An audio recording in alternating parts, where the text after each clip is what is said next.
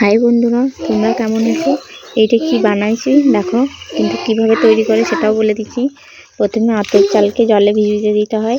ভিজে যাওয়ার পর বাটতে হবে। বাটার পর জিরে, কালো জিরে, জোয়ান, লঙ্কা গুঁড়ো দিতে হবে। দিতে এরকম করে গরম করতে হবে। গরম করার পর দেখো একটা শক্ত ডোর মতো হয়ে যাবে। শক্ত ডোর মতো হয়ে যাওয়ার পরে তারপরে রোদে দিতে হবে। এরকম শক্ত হয়ে গেছে, এটা আরও নেড়ে শক্ত করতে হবে। দিয়ে রোদে দিতে হবে। প্যাকেটের উপরে তেল দিতে হবে।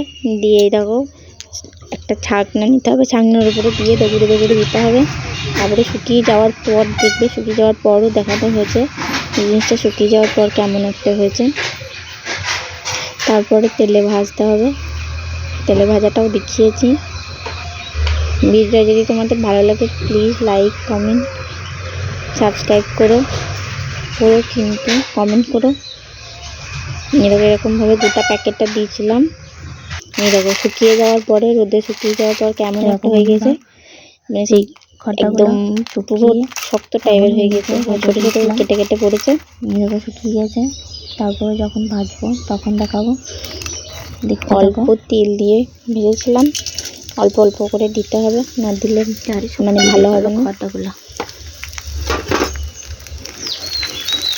ভালো থেকে বন্ধুরা, টাটা।